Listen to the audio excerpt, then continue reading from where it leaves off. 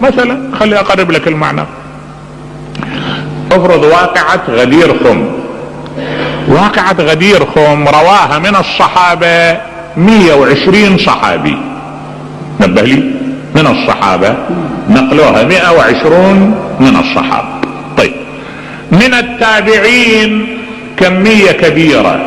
من العلماء وصل الامر الى درجة ان الطبري المؤرخ صاحب كتاب التاريخ وصاحب كتاب التفسير محمد بن جرير الطبري الف كتاب جزئين في طرق هذا الحديث، حديث من كنت مولاه فعلي مولاه. كتاب مجلدين بالطرق، يعني ايش قد رواته؟ اكو اكثر من هذا. رواية تروى، واحد يقول انا مريت بسوق الصحافين ببغداد، شفت لي واحد شايل بيده كتاب مكتوب عليه المجلد 29 من طرق حديث الغدير. المجلد 29 29 مجلد تنقل وتروي حديث الغدير. طيب هذا هالحديث اللي اخذ هالاهمية الضخمة، رسول الله حصر المسلمين بغدير خم 120,000 تحت منبره، الدنيا حار، الظهر، الوقت يلتهب، جمع الصحابة، اضطروا الصحابة كان واحد من عندهم ياخذ رداءه يحط نص منه تحت رجليه ونص على راسه يتقي به حرارة الشمس.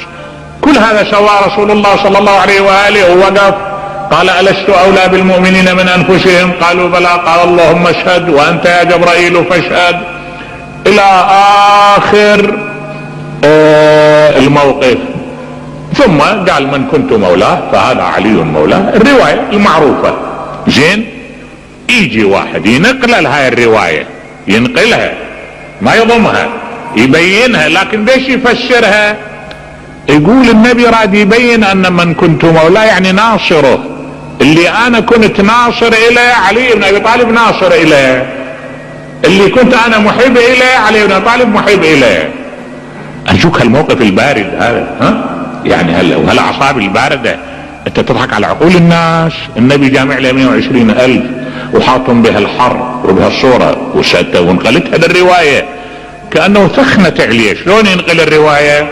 خلي وجهه يفرغها من محتواها، فرغها من محتواها بهالتعبير. يقول انا نبي يبين للناس ان ترى انا ناصر، مثل ما انا ناصر الكم علي بن طالب ناصر الكم. هذا الهدف منه، هاي الجامع 120,000 لها الهدف. طيب هذا كلام ما يقبل، هذا كلام ما يقر عاقل ولا يقر واحد يحترم عقله. ارجع للموضوع. زوروا موقعنا على شبكة الانترنت www.almarjiع.com. المرجع الإلكتروني، طريقك نحو المعرفة.